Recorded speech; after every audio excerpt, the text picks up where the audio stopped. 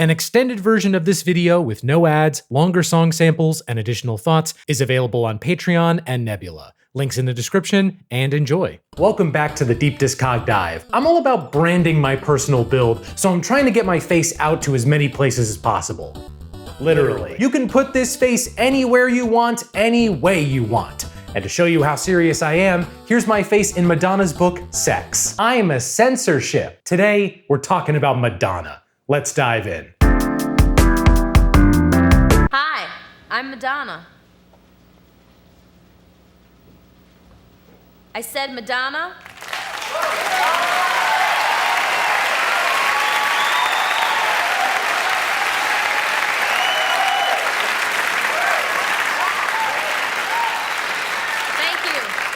More like it. August 1958, the Nautilus became the first vessel to travel under the North Pole. Oh wait, wrong script. In Bay City, Michigan, Madonna Louise Ciccone was born, already joining Prince in the, yes, that's actually their legal first name, club. Despite losing her mother at age 5, Madonna had a relatively normal upbringing, 5 other siblings, Catholic elementary school, and an early interest in dance and music. In contrast to the usual early days of a soon-to-be iconoclast, Madonna excelled in school, both academically and socially. Her discipline led to not only an early graduation from high school in January 1976, but a dance scholarship to the University of Michigan. However, Madonna was not long for the world of academia, or the world of Michigan. In 1978, she dropped out to pursue dance in New York City. Legend has it that Madonna hopped into a cab with $35 in her pocket and told the cab driver to take her to the center of everything. The cab driver then took her to the Buc-ee's in Cypress, Texas. Life for Madonna between 1978 and 1982 was a whirlwind of opportunity, and boy did she take advantage of it. She held multiple jobs: hat check girl, elevator operator. You get fired from Dunkin' Donuts in one day? No, I think I stayed there for maybe a week. Were you fired because you squirted jelly over everyone? I was playing with the jelly squirter machine. She studied dance with Martha Graham, performed with the Prologue Dance Theater, worked as a backup dancer for Patrick Hernandez for 3 months in Paris. She even dabbled in acting, starring in a low-budget indie flick, though it didn't release any time after shooting Wrapped. Foreshadowing. Now, in terms of music, in 1979, she began dating and working with Dan Gilroy. With him, she joined The Breakfast Club and contributed vocals as well as some drumming and guitar-ing. While The Breakfast Club would go on to score some hits, Madonna left in 1980 for another group, Emmy and the Emmys, with her Michigan boyfriend, Stephen Bray. This group did record a demo in November 1980, but Madonna left that group soon after to become a solo artist. By 1982, Madonna had worked with Stephen on some solo demos that swerved hard from the rock music of her past 2 bands and more towards the hot new sound of the early 80s, disco. After hitting the pavement for a bit, pitching her music to various clubs and DJs, she connected with DJ Mark Kamins at Danceteria. Mark was impressed, and he introduced Madonna to Sire Records president Seymour Stein. In a hospital. Yeah, at this time, Seymour had just had a heart surgery, but that didn't stop him from signing Madonna to a 3-single contract with an option for a whole-ass album. Also, if Seymour Stein sounds familiar to you, it might be because he also signed Talking Heads. And you may find yourself shooting jelly in a Dunkin' Donuts. The 3 singles Madonna released as part of her Sire contract all did quite well, especially the first one, Everybody. Madonna carried this momentum into Sigma Sound Studios with Reggie Lucas as producer. Reggie was previously most known for playing guitar during Miles Davis's Electric era. Upon the album's completion, Madonna didn't really care for the final sound with Lucas, but they made it work by Reggie leaving and Madonna bringing in DJ John Jellybean Benitez to record 3 of the songs. In July 1983, Madonna released her self-titled debut album. There's a lot of pride to take in nailing your first album. It's a first impression with someone. Are you smiling when you meet them? Is your handshake good? Do you start with the song Lucky Star? In this case, Madonna's smile is radiant, her handshake is firm, and her first words are, I mentioned before that Madonna's solo work was heavily influenced by disco, but this album sits at a unique place in time. The disco influence is certainly there, but there's also a good dollop of new wave, R&B. It's an album that really only could have been made at this time. Of course, that made promoting it a bit tricky for Sire's parent label, Warner. At first, they tried to push her on black radio with single artwork like this, and I'll admit, this looks cool, but it is not the image I think of when I hear Madonna. Speaking of which, if you've not heard Madonna sing before, how? But I'd guess you wouldn't expect this person to have this exact voice. It's feminine without being high-pitched, delicate but with a little rasp. But regardless of what adjectives you call it, the most important thing about Self-Titled is that it makes you dance. It is loaded with tracks, primed and ready for sweaty nights on the dance floor. Lucky Star with its mini moog bass and nursery rhyme reference. Wow, they were even pulling from nursery rhymes back then. Borderline with its wistful synth and gospel choir, Burning Up with its lead guitar and sax, Think of Me, which is perfect for soundtracking your next Think of Me Thursday. There's something about Madonna Self-Titled that's almost juvenile, and not in like a bad way or a childish way. I mean more that this album doesn't really present the themes that would become very prevalent in Madonna's work. It's like going back to Hannah Montana, knowing where Miley Cyrus would go. And after listening to Self-Titled, it would be very clear that Madonna would go on to do great things. It's a simple distillation of what makes Madonna work.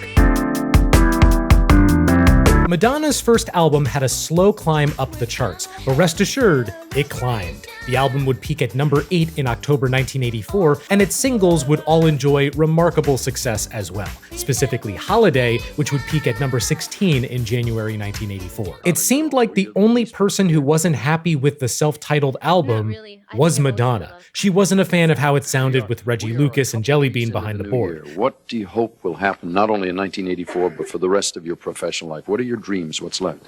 To rule the world. There you go, ladies and gentlemen. So when it came time for her second album, Madonna told Warner that she wanted to produce it herself.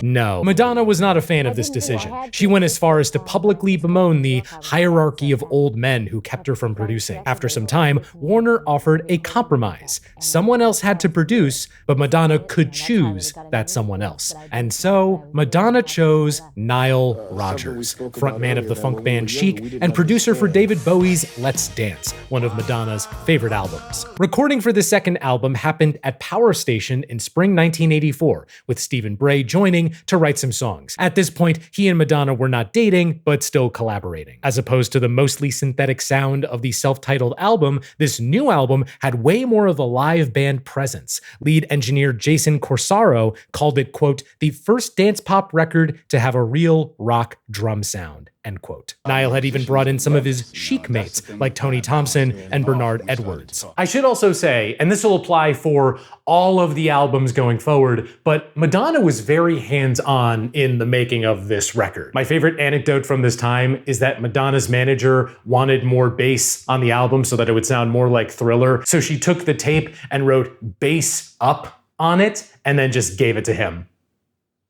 Madonna would have made a great sound engineer. No one could ever fault Madonna for not giving her all when it comes to making music, or performing it, which leads me to the first true milestone in Madonna's career. While this new album would not release until late 1984, Madonna did premiere its title track at the very first MTV VMAs in September, a song called Like a Virgin. And this is where I should say, every so often, you might get the impression that Madonna's songs occasionally allude to topics related to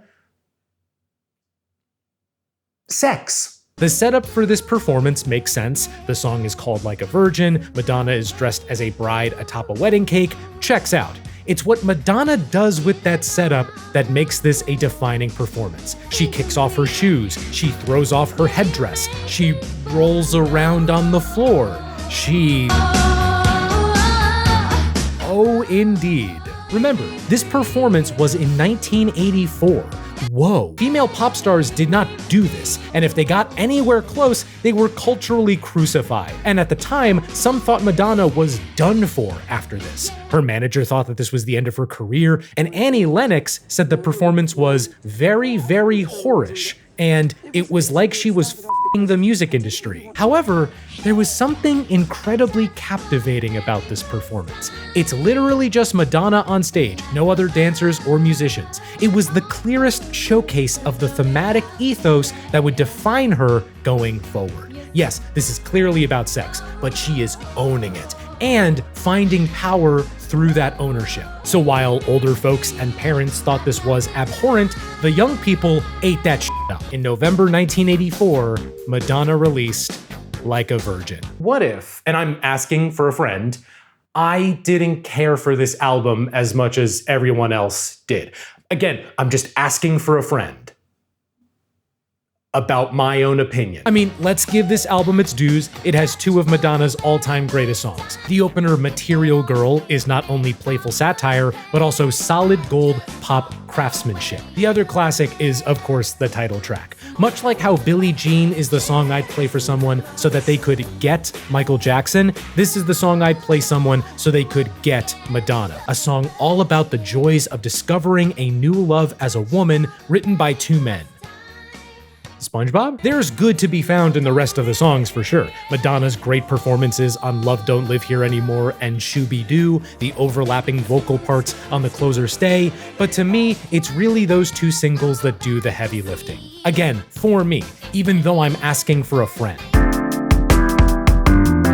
Now, I may have my own feelings about Like a Virgin, the album, but I should also say, none of them matter. Like a Virgin is a seminal album, not just in Madonna's career, not just in 80s pop music, but in pop music at large. The same way pop is irrevocably changed if you take out Thriller or Purple Rain, Like a Virgin helped chart a course for what pop music sounds like and how it's presented. So I feel okay saying I think it's just fine because that does literally nothing to harm its exceptional historical standing. Oh, what's that? You think Pet Sounds is overrated? Should I call the press? Should I call a tribunal? As opposed to her first album, Slow Rise, the title track only needed a month before becoming Madonna's first #1 hit. And the album only needed 3 months to top the charts. Madonna Mania was truly settling in, and not just because of her music. For one, her fashion. I don't feel like I'm the right person to speak on this, since my fashion boils down to black shirt, but her fashion sense was dazzling, and it became an inspiration for young girls in the 80s. It's just like privilege looking like that. She also got started in movies. Her first on-screen appearance in a major movie was a brief cameo in Vision Quest in February 1985. She sings 2 songs in a bar, it's great. Her second film appearance followed a month after, a major part in Desperately Seeking Susan. This movie is about a bored housewife who just really wants to be Madonna, so she follows her around until she gets amnesia and starts thinking that she is Susan. Hijinks and Susan, if you know what I mean. It's a good time, and Madonna is good in it too. She also contributed a song from the Like a Virgin sessions, Into the Groove. Really good song. But alas, there was one more film with Madonna released in 1985. Remember that low-budget flick I mentioned back when she first moved to NYC? Seeking to capitalize on her capital rise, A Certain Sacrifice was released in October. It's not really special aside from Madonna's involvement and the terrible sound mixing. If you watch it and can hear any of the words, maybe an adverb or even a preposition, let me know. Madonna promoted Like a Virgin with her first tour from April to June 1985. It was during this tour when she met Patrick Leonard, who became a crucial figure in the making of her third album. That album was recorded in late 1985 and early 1986 in LA, with Madonna, Patrick, and Stephen Bray working together as co-writers and co-producers. Madonna finally got to produce on her own album, even if it was as co-producer. In June 1986, Madonna released True Blue. And here's a clue. It fits me like a shoe. This is, in my sick and twisted mind, the first great Madonna album. It's bursting with life and energy and love. Madonna was in a great place when she made this album. For one thing, she was married. So I haven't told you everything about the lead up to True Blue. The most crucial part of its making happened way back in January 1985 on the set of the Material Girl video. There, she met actor Sean Penn. Within a month, they had started dating, and on her birthday in August, they had gotten married. So True Blue effectively captures Madonna's headspace following her marriage. And it's frankly arresting. I adore the opener Papa Don't Preach, not only for its complicated subject matter as a girl tells her father she's keeping a baby out of wedlock, but for Madonna's grittier vocals. Those same vocals come out hard on bangers like White Heat, Where's the Party, Open Your Heart. Live to Tell actually floored me the first time I heard it. Something about the way the lingering chimes trade parts with those plucked synths and the excellent build on the choruses made me like, It's not all synth pop though. There are songs here that incorporate a strong Latin influence. Closer, Love Makes the World Go Round, and the mega hit La Isla Bonita. You know this was written for Michael Jackson? He didn't do it, of course. He was too busy with his ukulele album. Madonna also brings out a full-on Motown homage with the title track, a song dedicated to her new hubby. Man, it must be great being in a relationship with Sean Penn.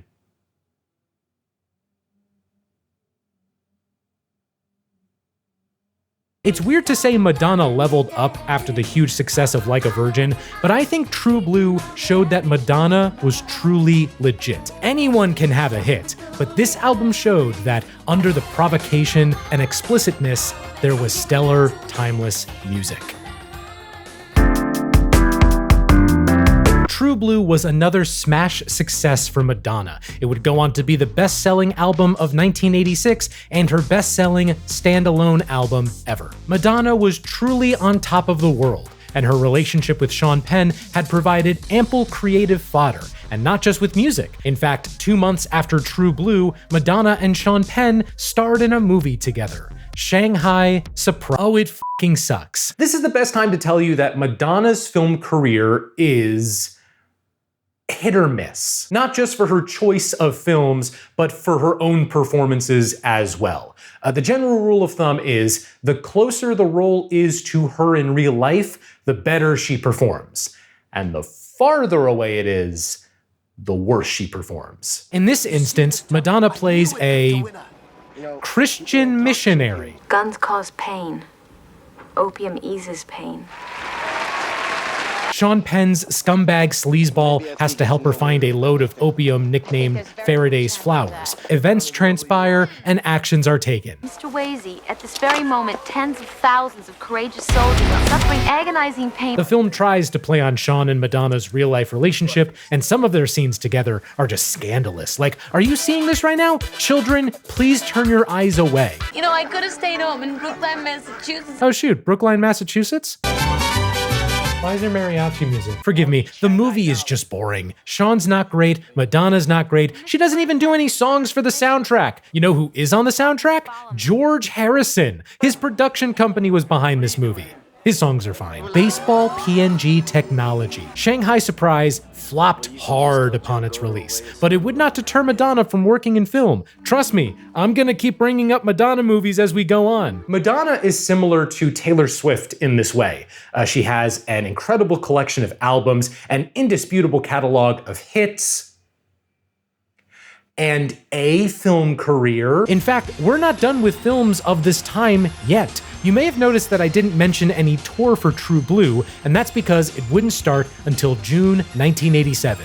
The Who's That Girl tour. If you're wondering where they got that name, it comes from the film of the same name and its soundtrack, which released in July 1987. This one is actually pretty easy to talk about. It's a direct continuation of what Madonna was doing on True Blue. A bit of Latin flair on the excellent title track, and a flat-out banger with Causing a Commotion. Her other two songs are fine as well, though you might be a little confused when I say her other two songs. Who's That Girl is a bonus because she only has 4 songs on the track list. The rest of the songs are from other folks, and they're all fine. But this ain't no screedy palidi DDD, so I'm moving on. I guess I'll touch on the film too, which came out a month after the soundtrack. It's a screwball comedy where Madonna, adorned with a thick Long Island accent, has to work with Griffin Dunne to clear her name for a murder she didn't commit. It's a super goofy movie, and it's fun. There were a couple of jokes that got me pretty good. Officer, thank God you found us. See, my husband's having a heart attack and we gotta get him to the hospital. Is this the way?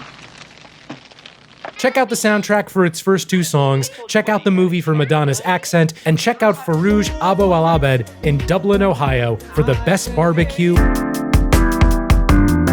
Who's That Girl bombed hard at the box office, but it doesn't matter because we were talking about a tour. The Who's That Girl tour was a huge success. At the time, one of the highest attended tours ever, and it wrapped in September 1987. Madonna was still, by all accounts, the biggest female musician in the world, but some holes in the armor were starting to show. For one, she was bummed about Who's That Girl flopping and its negative reviews of her performance. She turned to Broadway in 1988 for a production of Speed the Plow, but that also earned her poor reviews. It was also in 1988 that she turned 30, meaning she outlived her mother, and that brought on a whole lot of feelings. What also did not help around this time was her relationship with Sean Penn. Sean Penn was, to put it simply, a dick. Not just in his movies, his brash attitude and difficulty working with others is credited with ruining what Shanghai Surprise could have been, but also in his relationship with Madonna. I won't go into all the details about their marriage, but I will say they divorced in January 1989. This was a turning point in Madonna's career and life. After achieving so much success with her past 3 albums, and after going through so much emotionally, she decided to create something personal. Something that touched on her marital woes, her Christian upbringing, and who she truly was. And when I'm revealing who I truly am, I like to do it with a nice bottle of Pepsi. In early 1989, Madonna locked in with Pepsi for a $5 million endorsement contract, not dissimilar to the deal Michael did with Pepsi earlier in the decade. Pepsi would be a tour sponsor for Madonna and also helped promote her next single. First with a commercial on The Cosby Show, Oof, and then with its music video premiere on MTV in March 1989. All right, let's see. Burning Crosses, Wounds That Resemble Jesus' Crucifixion, Madonna Kissing a Saint Come to Life, and Pepsi Is Gone. The same month as that kerfuffle, Madonna released Like a Prayer, the second in her Leica series. What's next? Leica G6? Perhaps if Pepsi had just considered that the title track slapped hard, then they wouldn't have left their deal in such a hurry. If they had simply heard the gospel choir and that hook, maybe their name would be Slapsy. Speaking of slappers, Express Yourself? Front to back banger. Not just for its excellent hook, but for how it frames romance as something that deserves dialogue and open communication. Don't forget this Metropolis-inspired music video, one of the most expensive of its time, and directed by David Fincher. By the way, is it fair to call Steven and Patrick her main collaborators at this point? Like how Michael had Quincy? They've worked with her now on 3 albums, same amount as MJ and Q. Sadly, this would be Steven's last stop on the Madonna train, and Patrick would continue with her only occasionally into the 1990s. We've got a 4th producer here too, Prince, our boy! He and Madonna had a fairly close relationship, and he's on this album a good deal. Guitar work on a few songs, and Love Song is an outright duet with Madonna. Other highlights include Oh Father and Till Death Do Us Part, but I gotta single out the closer, Act of Contrition, for how strange it is. Madonna doing spoken word over what sounds like a prayer in reverse. It reminds me of a Prince song, though I don't know if I'll have it on my computer. What do you mean it's not in the computer? Ah, sorry. Like a Prayer was like another massive hit for Madonna. Charts topped. Fans bountiful. Conservatives pissed. A tour for the album would happen, though not for about 2 years. The years in between saw Madonna return to the big screen. First up was November 1989's Bloodhounds of Broadway. It's fine. Madonna is fine. The song she does with Jennifer Grey is fine. Doesn't take a Dick Tracy to figure it out. No, but it does take a Dick Tracy to make a Dick Tracy movie. Her next part during this era was that of Breathless Mahoney in the 1990 Dick Tracy adaptation. And in tandem, she released a companion soundtrack in May of that year. I'm Breathless. And I'm Mike. One outright highlight is Sooner or Later, which was penned by Stephen Sondheim. Madonna sounds great on it too. I would love it if she did more Broadway-esque stuff like this. Across the rest of I'm Breathless, Madonna adapts her sound at that time to weave in some big Tracy energy. Some more Latin flair on I'm Going Bananas, sultry vibes on He's a Man, some dum-dums on Back in Business. Warren Beatty shows up to duet on Now I'm Following You Part 1, and Now I'm Following You Part 2 is like Madonna's take on a bat dance type song. All right, how are we gonna close this one out? Okay, I guess this album ends with Vogue, one of Madonna's best songs and a passionate homage to the New York City gay club scene of the time.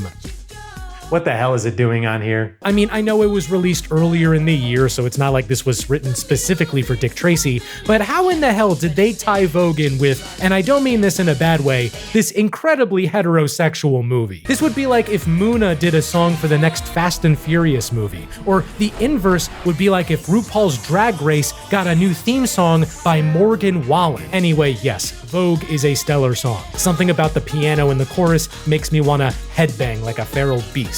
Let me spare a word for the movie itself, released in June 1990. It was directed by and starring Warren Beatty, who was also dating Madonna at the time. There's a lot of famous people, a lot of split diopter shots, every bad guy looks disgusting, especially Al Pacino, who actually got an Oscar nomination for his work here. I must also say, this film has some really beautiful art direction. I'd honestly recommend you watch it solely for that. Oh yeah, and Madonna's fine in it too. Sooner or later would go on to win an Oscar, and Vogue became one of Madonna's biggest hits, but the rest of I'm Breathless was deemed okay. The Dick Tracy movie did well though, both critically and commercially. Look, there was Madonna at the 1991 Oscars, with Michael Jackson as her date. In case you're curious, Madonna and MJ were friendly. They did try to collaborate a couple of times, but yeah, nothing came to pass. A month before I'm Breathless released, Madonna kicked off the Blonde Ambition Tour. In many ways, this was the definitive Madonna tour. Pop classics, sexual innuendo, religious folks pissed to high hell, everything you could want. Shortly after the tour wrapped, we got her first greatest hits album, The Immaculate Collection. 15 all-out bangers plus 2 new songs, Justify My Love and Rescue Me. The latter is effectively Vogue's cousin, and the former, co-written by Lenny Kravitz, is sensual, mixing together hip-hop and spoken word. It's a remarkable forebearer of what's to come, but I'll touch on that when what's to come has come. Now, if you're like me and you couldn't attend the Blonde Ambition Tour because you didn't exist, no worries. The Blonde Ambition Tour was captured in the May 1991 concert film Truth or Dare. Now, I'll preface what I'm about to say with this. I've never met Madonna. I could never claim to know who she is as a person. But Truth or Dare is probably the best document of who Madonna the artist was at this time. That is to say, a brilliant performer, a savvy understander of all things show business, a seeker of attention. She doesn't want to live off camera, much less talk. I think that's what it is. There's nothing to say off camera. Why would you say something if it's off camera? And at times, Liz, you look really well rested.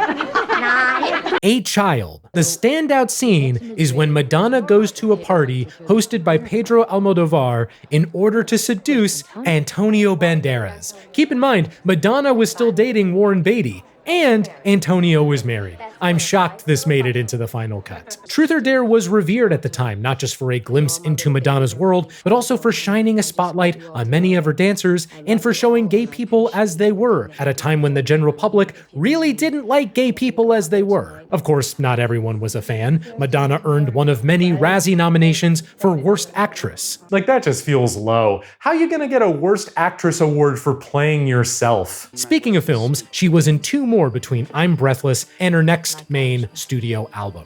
Later in 1991, she was in Woody Allen's Shadows and Fog. Here's the Wikipedia page for it. Am I the only one who's surprised at a Woody Allen movie having that small of a wiki page? And in July 1992, she starred in A League of Their Own with Gina Davis and Tom Hanks. I had never actually seen this movie before working on this video, and it's real good. Madonna is fine. She dances real good in one scene. She tries to kill a boy on a bus with a bat. He survives, but then Tom Hanks throws a baseball glove at him. She also provided a song for the end credits, This Used to Be My Playground. By this point in the 90s, the world around Madonna was changing fast. Hip-hop was rising as a dominant force in pop culture, and the same folks who disapproved of Madonna sure as hell didn't take well to Dr. Dre and Wu-Tang. Plus, the AIDS crisis was ravaging the gay community, and politicians weren't doing anything to stop it. So in response, Madonna toned down her approach to try to— I'm kidding, she doubled down so hard. In October 1992, Madonna released Erotica. This was yet another step up for Madonna, though not just with the music. For one, this was her first release through her own entertainment company, Maverick, a company that handled music, films, books, put a pin in that one, and TV. And while it's easy to wave away side endeavors of musicians, it should be noted that Maverick did a lot of good stuff. For example, they released albums by Alanis Morissette, Deftones, Muse, Michelle Branch. They even released the Matrix soundtrack. Erotica also saw Shep Pettibone, who previously produced Vogue, behind the board for the whole album. In turn, the sound of Erotica has that 90s dance sheen all over it. Hip-hop and techno and new jack swing all converging. Madonna also played around more with her vocals. There's singing, of course, but a lot more spoken word too, continuing from Justify My Love. It really reminds me of Prince and Michael's early 90s work. This is her Diamonds and Pearls, her Dangerous. That similarity is especially clear on the opening title track, with the most out-of-nowhere sample of Jungle Boogie I've ever heard. Other songs like Fever, Thief of Hearts, and Deeper pulse with that same energy too. It's not all sex though. Madonna still allows room for vulnerability. In This Life is dedicated to a friend who had died to AIDS, and Bad Girl details a woman's self-destructive spiral. Shout out to the music video featuring Christopher Walken. If there's anything I can say against Erotica, it's that this is the first Madonna album that feels like it's trying to be sexy. Which, hey, I understand it's part of the concept, but past albums felt effortless in their confidence. With Erotica, I can feel the effort, not just in being sexy, but in provoking you. It's a subtly antagonistic album, and at times I feel that provocation comes at the expense of the music. I can't tell you that I love it, but I think it's cool that it even exists. Erotica was polarizing at the time, in a way that past Madonna albums weren't. I mean, I get that Erotica was a little more explicit on the surface, but the level of backlash it got was surprising. Why? Well, here's one reason. Along with the album, Madonna released a book called Sex. It's a coffee table book comprised of short poems and art pieces about sex, along with a whole lot of photos that I flat out cannot show you. Even by today's standards, this book is a lot. Quick tangent, by the way. Doing this video has really made me unsympathetic towards anyone who is scandalized by modern pop stars like Sabrina Carpenter. Oh, she posed like a dog for her most recent album cover? That's cool. Here's a fully nude Madonna miming sex with Vanilla Ice. Also, Madonna dated Vanilla Ice. It did sell out super quick, but the sex book escalated Erotica from another Madonna press cycle to something on a whole new level. She even admitted that the book took away from the album's release. What also didn't help was the release soon after of Body of Evidence, a film starring Madonna and Willem Dafoe, and just a blatant ripoff of Basic Instinct. Reviews were not kind, and the film bombed hard. And as if all that wasn't enough, Madonna kicked off the Girly Tour in September 1993. I didn't mention this earlier, but the Erotica album saw Madonna put on a persona, a dominatrix named Mistress Dita. The Girly Tour saw Madonna step into Dita on stage, along with an entire sex circus aesthetic. Like the sex book, it's a lot. Oh, and one last little piece de resistance. Madonna was in another erotic thriller in late 1993. Dangerous Game, with Harvey Keitel looking like Tommy Wiseau. This one released straight to video. I think it's more interesting than Body of Evidence with how it tells its story, but it's still nothing incredible. Though it did give us the great line, "Because I need these things! I need these things!" All right, one last attempt at appealing to the public. In March 1994, Madonna went on Letterman. Let's see what happens when Madonna is free to just speak casually. You realize this is being broadcast, don't you? Yeah. Did you have jobs like that when you were a kid? Did you work in grocery stores, bagging groceries, any of that? No. Who's the one guy who was like, "She's lying, she worked at Dunks"? All of these things converging over the past 2 years led a whole lot of folks to just feel sick of Madonna. They may have still been clutching their pearls, but they were more annoyed at how tired their hand was getting. And in the end, Erotica still went multi-platinum, but became Madonna's worst-selling album at the time. Shock factor was a tool that Madonna wielded better than basically anybody, but by the mid-90s, shocking people on its own wasn't that special. Other artists were doing it. Other forms of media were doing it. So Madonna decided to scale back on the sex and show folks a gentler side. First with the ballad I'll Remember from the movie With Honors, then by poking fun with Letterman at the '94 VMAs, and finally with the release of her 6th studio album, Bedtime Stories, in October 1994. This one was sonically a continuation of Erotica, but more focused on softer production and new jack swing. Pettibone was out, and in his place were folks like Babyface and Dallas Austin, big names in R&B at the time. Songs like Human Nature, Survival, and I'd Rather Be Your Lover sound like they'd be just at home with singers like D'Angelo or TLC, which makes it all the more interesting to hear Madonna over them. Someone who has a great and distinct voice, but one that isn't necessarily suited for full-on R&B. Would it be a stretch if I called this her Young Americans? Would anyone hate me if I said that? The absolute highlights for me are the title, sorry, not the title track.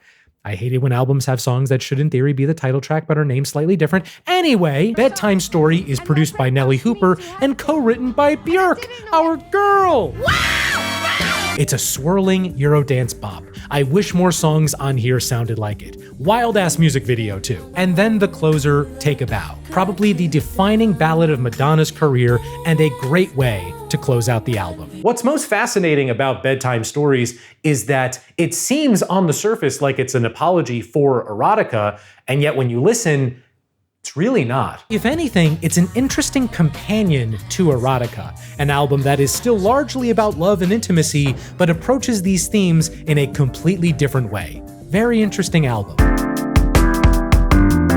Critics were much kinder to Bedtime Stories compared to Erotica, and it sold a wee bit better too. Madonna's soft rebrand was mostly successful. It was also aided by a full-on compilation of ballads in late 1995, just to hammer the point home even further. Speaking of late 1995, let's all go to the lobby to get ourselves In December 1995, Madonna had a bit part in 4 Rooms. Movie is meh, Tim Roth as a bellhop is funny. Then in March 1996, she had another bit part in Spike Lee's Girl 6, and lastly, for now, her big starring role in December 1996's Evita, an adaptation of Andrew Lloyd Webber and Tim Rice's musical with Madonna, Jonathan Pryce, and that guy Madonna tried to seduce in Truth or Dare. Many consider this to be Madonna's best film performance, and she put her all into it, despite getting sick multiple times and finding out she was pregnant. Also helped that Evita is basically a full-length music video, so Madonna was right at home. Reviews at the time were mixed, but Madonna was praised, the box office poll was big, and it was nominated for several awards. If there's anything negative to say about Evita, it's that it was the reason why we didn't get a tour for Bedtime Stories. This was a period of real change for Madonna. Her acting was being praised on a level not seen since Desperately Seeking Susan. The controversy around Erotica had basically subsided, and she was a mother. She gave birth to her daughter Lourdes in October 1996. And as the cherry on top of this new personality sundae, she began speaking more openly about spirituality, specifically the Jewish mythical tradition known as Kabbalah. This new emphasis on spirituality and deeper meaning carried into the making of her next album. While Babyface was involved again at the start, Madonna decided to find a new producer in order to truly break sonic ground. And soon enough, she was introduced to William Orbit. What's next? Jonathan Gravity? In contrast to Babyface, Mr. Orbit's production was way more tripped out, ambient, adjectives. Together, he and Madonna spent basically the entire latter half of 1997 in LA recording a new album. And in February 1998, we got Ray of Light. Remember how I said I would have loved an album with songs like Bedtime Story? I love it when things exist. Ray of Light is Madonna fully taking on the sounds of trip-hop and late 90s techno. Plus, where Bedtime Story was more subdued, Ray of Light is bouncy and radiant and just full of life. Just listen to the title track. It really puts me in my Peter Griffin feelings. I feel the same way about other songs like Sky Fits Heaven, Little Star, and the opener Drowned World, Substitute for Love. Even in quieter moments, it finds ways to grip you.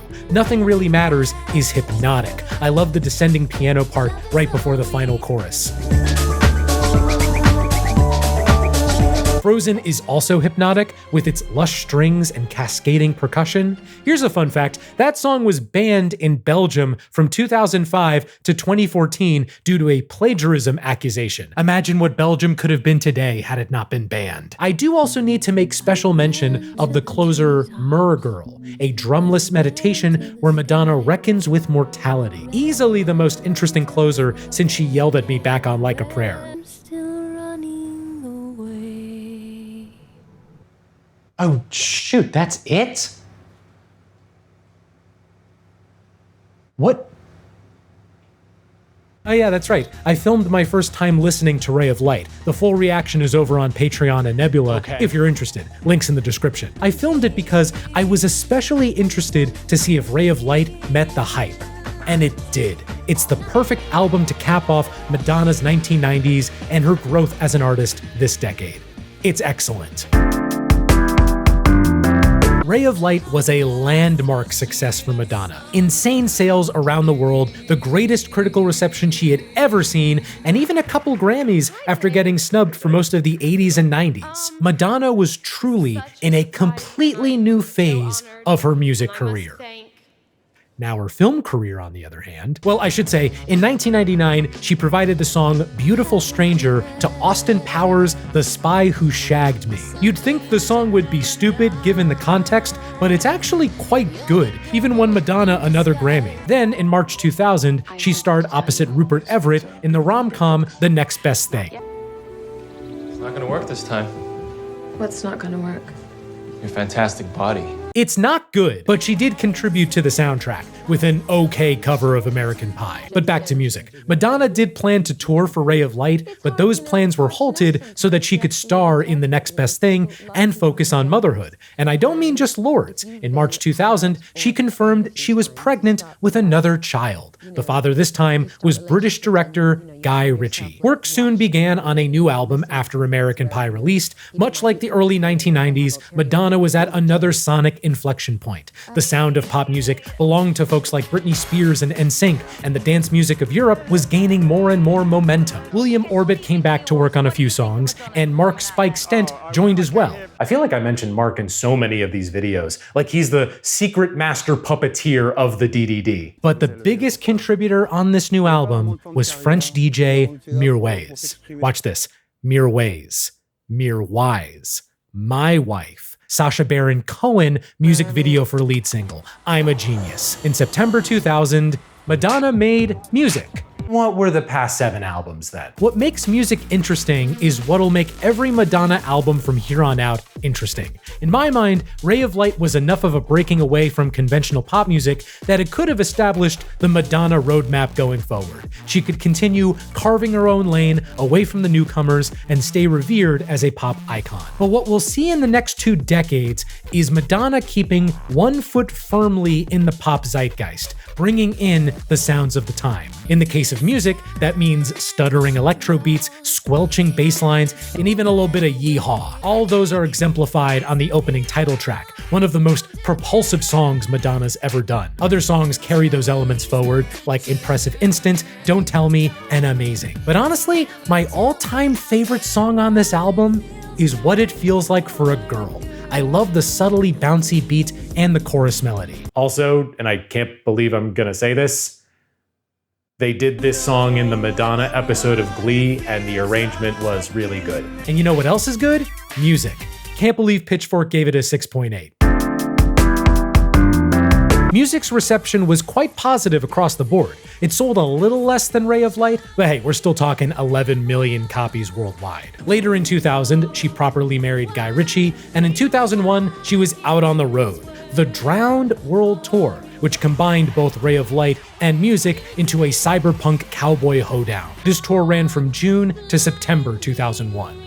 And, Speaking of September 2001, this might feel a little out of place, but trust me, this is gonna matter. 9/11 was, of course, a massive event. It would go on to impact several musicians' eventual work, as well as all of American culture. Madonna had been living a much calmer life compared to her provocative 90s, now with Guy Ritchie and 2 children of her own. But the general mood in America after 9/11 had her questioning the state of things, the value of material goods, and the vanity of Hollywood. Wait though, speaking of Hollywood, she was in 2 movies before this next album. In October 2002, she starred in her husband's movie, Swept Away.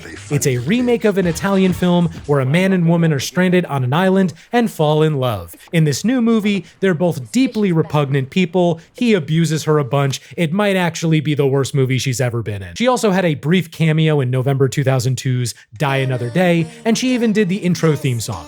It's fine. Now, before we get into American Life, released in April 2003, I should tell you a story that sets the stage for where it sits in Madonna's history. In March 2003, the music video for its title track was going to release. It was and is a daring production, especially considering that the US's invasion of Iraq happened the same month. Loads of war imagery, some of it genuinely upsetting. Even for Madonna, releasing it would have been a bold move.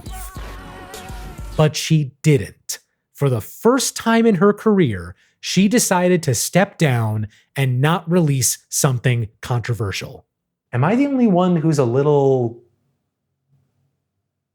disappointed? Or, sorry, let me explain. I think this, or I mean an event like this, Madonna stepping down, was inevitable. She was a grown woman with a family. She had spoken a ton about growing up and being more conscientious. Plus, while a video decrying the Iraq War would have been correct in the long term, remember where culture was right after 9/11. Careers were ruined if folks spoke out about the war. I would never fault Madonna for taking an action to protect her family and her children during a dark time in American culture. I'm just saying, it's an admission that Madonna had changed. I wanted to tell you that story because American Life, the album, feels like a compromise. An understandable compromise, again, given the climate, but a compromise nonetheless. Mirwais is back again behind the board, this time as the one true collaborator with Madonna. But compared to music, American Life brings in way more guitar, largely due to Madonna learning it at the time. If I really wanted to, I could describe this as a cyber folk album.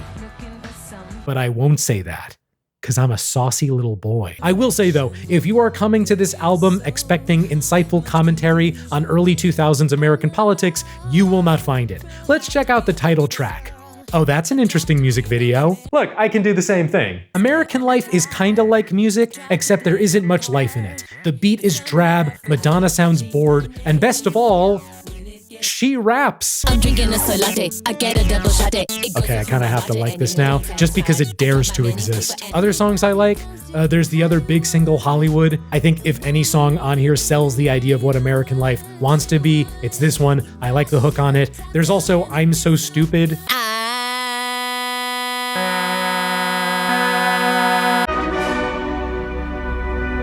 I did also like Nothing Fails with its gospel choir and ecstatic process too. Oh, and Die Another Day is on here, which feels like the 2003 equivalent of when an artist these days suddenly adds a big song to a new album on streaming. Some folks in recent years have come around on this album, not necessarily calling it a masterpiece, but just saying it's misunderstood. And look, I like some songs off of it, and I try to see what others see in this album, but when I do, I feel like I'm trying to be someone I'm not. So instead, I'll be true to myself and tell you, American Life started out strong on the charts, but before you get the mission accomplished banner out, it soon plummeted hard. Reviews were not kind either. By all accounts, it was considered a disappointment. She did try to promote it through the rest of 2003 though. Most famously, she performed Hollywood at the VMAs with Britney Spears and Christina Aguilera. A solid performance. I don't know why people don't remember him. Oh, yep, and there it is, and there it is, and there it is, and there it is, and that is it. That day, a whole audience realized, damn, women have mouths? In the summer of 2004, Madonna went out on the Reinvention tour. a tour that would later be captured in the documentary I'm Going to Tell You a Secret. It's sorta like Truth or Dare 2 with a mix of live performances and behind-the-scenes footage. The Kabbalah influence is strong here though. It's like watching Truth or Dare, but in between performances, a Jehovah's Witness visits you, or whatever the Kabbalah equivalent is. I suppose the one benefit of the film's release is that Madonna had all that space to get her spiritual side out. For album number 11, Madonna did try working primarily with Mirwais for a third time, but instead she turned to Stuart Price, director for her past 2 tours.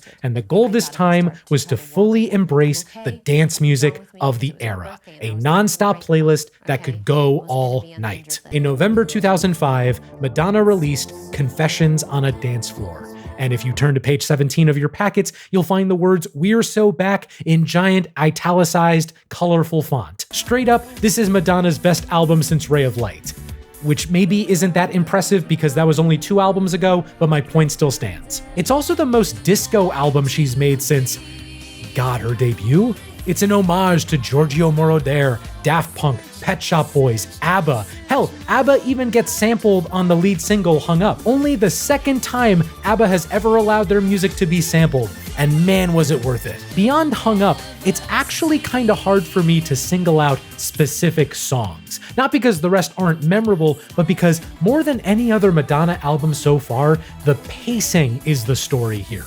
The flow from one song to another is simply the best out of any Madonna album. But in case anyone's about to fire a loaded gun at their screen, I will say that I liked Future Lovers, Jump, Sorry, and Get Together. Look up rebound in the dictionary and you'll find the definition of the word rebound. Confessions was a massive rebound after American Life. 10 million copies sold, and Hung Up being one of her biggest hits ever. 6 months after the album, Madonna went out on the Confessions tour with Stuart Price as tour director, of course. The tour was well received. It even brought back some of that good old-fashioned outrage. The performance of Live to Tell had Madonna on a cross with a crown of thorns with footage of sick African children playing in tandem. Suffice it to say, the Vatican didn't care for it. The footage of African children wasn't unintentional. During this tour, she started a charity to raise money and awareness for orphans living in Malawi. She even went as far as to adopt a Malawian child with Guy Ritchie. This led to a lot of controversy that I'm not really gonna dive into much because it's not really relevant to the music, but long story short, the adoption process started in late 2006 and finally went through in late 2008. Don't get it twisted, this was a cause Madonna cared about. She even put out a documentary about Malawians. I Am Because We Are. And I know Madonna documentary about struggling African country sounds like a recipe for utter disaster, but the movie's actually respectful and well done. Now this is just disrespectful. In late 2006, Madonna did some voice acting for Arthur and the Invisibles. When I was a kid, I made my aunt take me to this movie, and I was really upset because we missed the first half hour of it. I also once made my dad drive 45 minutes so we could see Dougal. I have great taste in cinema. In 2007, Madonna signed a new 360 deal with Live Nation, which would cover touring, merchandise, and future albums. Her next album would be her final one with Warner Brothers. And that final Warner album dropped in April 2008, Hard Candy. So earlier I mentioned how Madonna's albums from music onward showed her having one foot firmly in current pop music, her pulse always on what pop was at the time. With 2 of the past 3 albums, that paid off incredibly well. But from here on out, it's not that these albums are bad, it's just that they don't show Madonna as a trailblazer. And that's okay. You could argue that Madonna's imperial phase lasted an incredibly long time. In an industry that throws pop artists away the second they turn 30, the fact that she was putting out relevant work by age 50 is an achievement. She had undeniably made her mark. just not what the albums we're about to talk about. The producers this time are Timbaland, Timberlake, and Tilliams. And I know we can say less positive things about two of those men these days, but remember, 2008. These three men were inarguably responsible for the defining sound of 2000s pop. If you wanted to sound modern in 2008, you would go to those guys. So Hard Candy sounds like 2008. But the greatness of, say, Confessions was that it sounded timeless. It sounded fresh. Hard Candy is solid, but it is not fresh. It's a Zune 120. It's I Can See Russia from My House. That doesn't mean there are no good songs. Lead single 4 minutes, great duet with Mr. Timberlake. I know this song primarily from the end credits of the Get Smart movie. Remember that? Some other highlights include Candy Shop, Give It To Me, She's Not Me, Dance Tonight. It's all just fine. Madonna making late 2000s pop. You won't have a problem chewing Hard Candy, you'll just wonder if it was worth the effort. Lukewarm reviews for Hard Candy, solid sales, 4 minutes was a big hit, Honey Bunches of Dope. Later in August 2008, she kicked off the Sticky and Sweet Tour. Running for a little over a year, this remains one of the 20 or so highest grossing tours ever. On the personal side, she and Guy Ritchie divorced in December 2008, and she adopted another Malawian child in June 2009. Hey, it's been a bit since we've talked about movies. Has Madonna been in anything recently? Well, lucky for you, you're adopted. And Madonna was still working in film, but in October 2008, she made her debut behind the camera. Filth and Wisdom, her directorial debut. And if her acting career is anything to go by, oh no, Filth and Wisdom isn't anything to rave over. The one thing I will say is that the lead singer of Golgo Bordello is in it, and he's really good. I don't think he did any more acting after this, which is a shame. Madonna wasn't done in the director's chair though. About 3 years later, we got W.E., a film about King Edward VIII and Wallace Simpson's love affair. The couple is most known these days for having lots of photos with Nazis. It wasn't well received, but during the making of W.E., we found out that Madonna was working on a new album. Another album that would be all about dancing. Instead of the 3 T's though, this time Madonna pulled from dance producers of the early 2010s. Martin Solveig, Benny Benassi and his brother Ale, even William Orbit again. And to promote this new album, Madonna played on one of the biggest stages in the US, the Super Bowl halftime show in February 2012. One thing I love about doing retrospectives is that I get to say sentences I would never say otherwise. For example, at one point, Madonna does the dance from LMFAO's Party Rock Anthem. A month after that show, Madonna released MDNA. Like Hard Candy before it, MDNA is solid, but it is not fresh. Since we're in 2012, this is Slenderman, or Overly Attached Girlfriend. I'll say this though, I don't think we give Me All Your Lovin' enough love. Maybe I'm biased because I really like the production for Martin Solveig's big hit Hello, but I think the sound really works with Madonna's voice, specifically the pre-chorus with just a dash of guitar. Also, here's another wild sentence. This Madonna song has guest verses from Nicki Minaj and MIA. I mean, Nicki Minaj, that's not super surprising. Many songs have Nicki Minaj verses. But what a wild pick to showcase MIA. MIA, I must pay respects. Bad Girls is one of the best pop songs of the century. Now go back to pushing anti-vax nonsense. She actually got sued by the NFL for flipping the bird during the halftime show. Good job blurring that, guys. In terms of other songs, I liked Girl Gone Wild, Some Girls, Love Spent has some cool banjo on it. I don't really have much else to offer. It's okay. Reviews for MDNA were once again lukewarm, sales were pretty good, and Gimme All Your Lovin' was a modest hit in the grand scheme. Madonna went back on the road again for the MDNA tour from May to December 2012. In early 2014, Madonna started work on a new album. But where past albums saw her working with 1 or 2 primary producers, this new album had everyone. Bring me everyone. What do you mean everyone? Yeah, everyone, that'd be cool, thank you. Avicii, Diplo, Kanye, Mike Dean, Ariel Reichshod, Toby Gad. If they had a hit or were even hit adjacent in the mid-2010s, they were probably working with Madonna. In December 2014, Rebel Heart was released.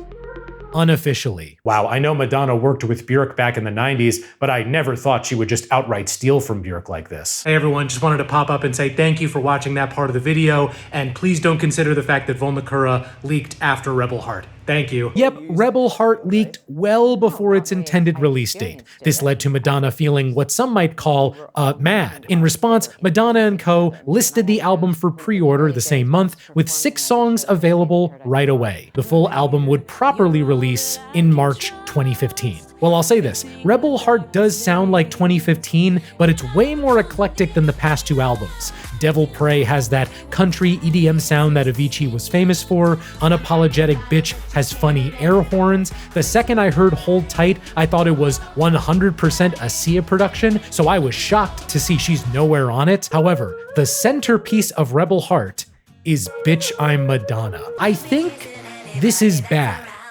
but I don't believe it in my heart. It's just gaudy and garish, but also fun and silly. Also, oh my god, Sophie is a co-writer on here. That's awesome. Man, I miss Sophie. Shout out to guest artist Nicki Minaj, who is definitely on set in the music video, and is definitely not just filming her bit in front of a green screen. Guys, look, it's Steve Kornacki, and he's definitely here in this video. I didn't just edit him in, he's definitely here in the video. I think what's clear now is that Madonna's output had become more of a mirror of what pop music was at the time of each album's release, as opposed to a door into a new version of pop music. In that way, she's similar to Maroon 5. Leave a comment if you like me comparing Madonna to Maroon 5. Reviews for Rebel Heart were a smidgen better than MDNA, but it went on to become her worst-selling album since Bedtime Stories. Most folks attributed that to the leak in 2014, but that didn't stop Madonna from going out on the road between September 2015 and March 2016. On the personal side, Madonna adopted 2 more kids in February 2017, and in August, she outright moved to Lisbon to get her first son into a football academy. The sights, sounds, and people of Lisbon soon became her inspiration for a new album. In July 2019, Madonna released her most recent album as of now, Madame X. Whoo, this one is fascinating. What we've got here is low-key a successor to American Life. Hell, Mirwais is even back for this one. But this time, there's a strong balance of Latin pop and hip-hop. That sounds like the most cringe thing you could ever imagine, and yet somehow it works. The main thing I can praise Madame X for is it's just interesting. There are tried and true sounds like disco on God Control, but there's also reggae on Future with Quavo, Batuque on Batuka with the Batucaderos Orchestra, Fado on Crave, dark ballet halfway through mixes together vocoder and the famous Nutcracker melody, Bitch I'm Loca.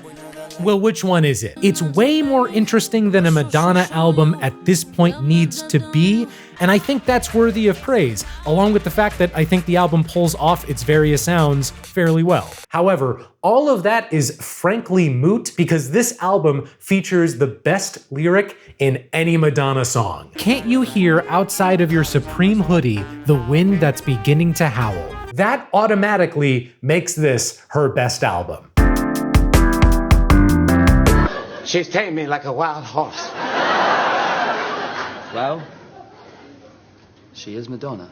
She is. Since Madame X, updates about Madonna have been sporadic. She's worked with The Weeknd, Christine and the Queens, Dua Lipa, she sold her catalog to Warner, she went out on a greatest hits tour, the final stop in Rio de Janeiro was the most attended concert of all time, there was a Ray of Light remix album earlier this year, plus a Madonna biopic starring Julia Garner is in the works, except it isn't, except it is. And in terms of new music, she is apparently working with Stuart Price on some sort of sequel to Confessions on a Dance Floor. So no joke, I am actually finishing the edit on this video, and I literally went to go look up like an article about that new album, and look here, they literally just today announced it. It's coming out next year.